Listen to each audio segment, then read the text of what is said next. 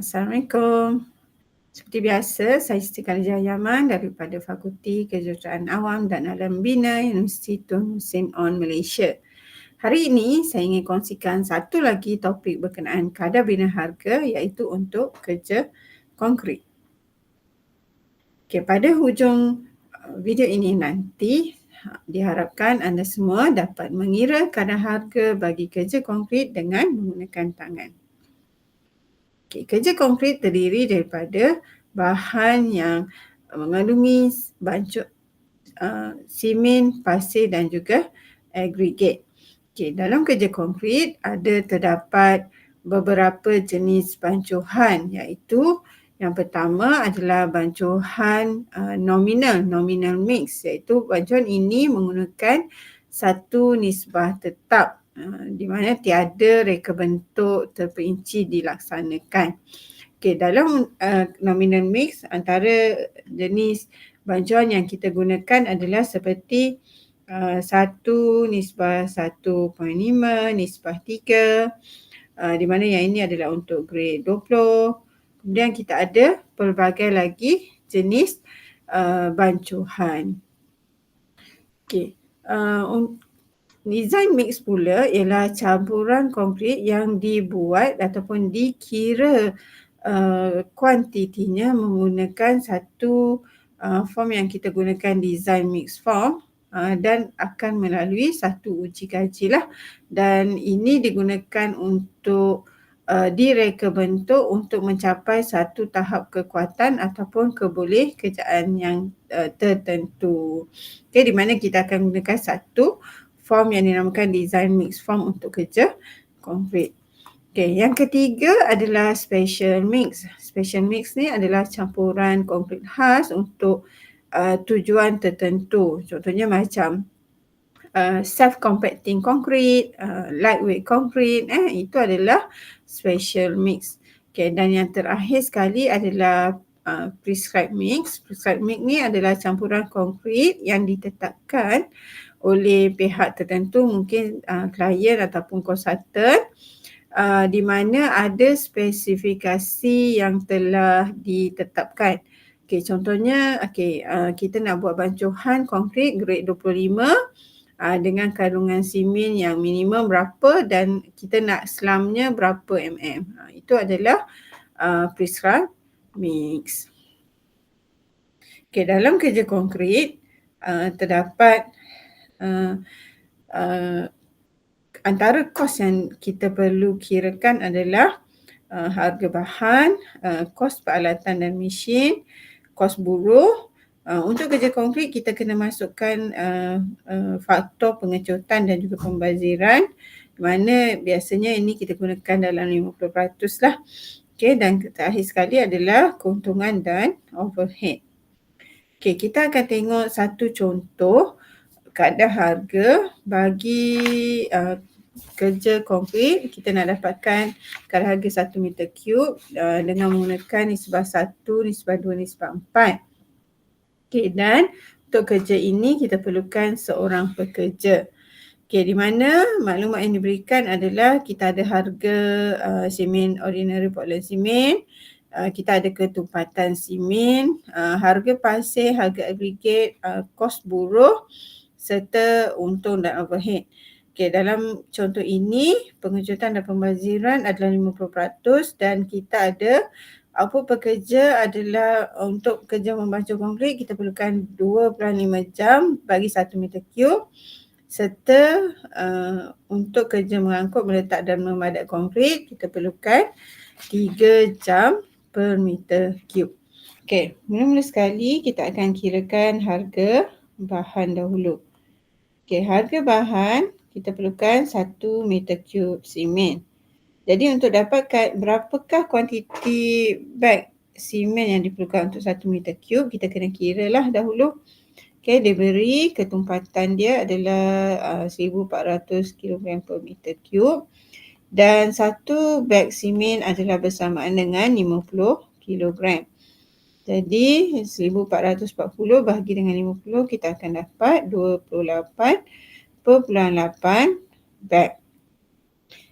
Harga 1 meter cube simen adalah 28.8 beg didarabkan dengan harga satu beg RM18.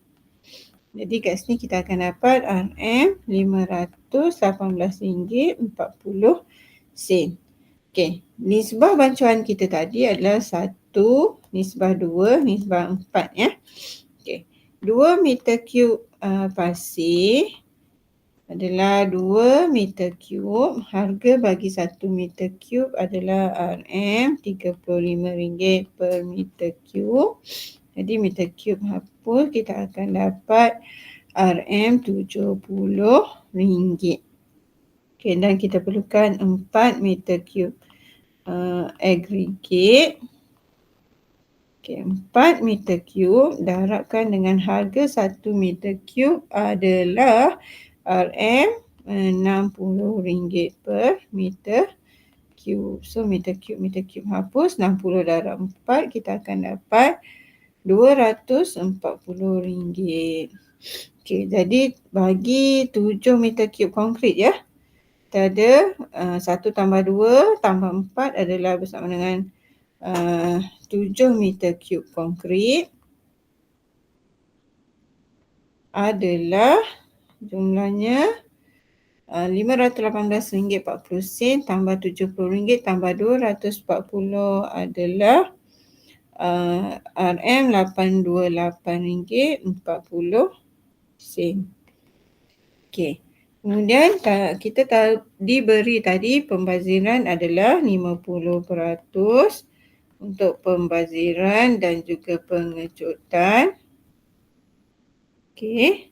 So 50% daripada RM828.40 adalah RM414.20.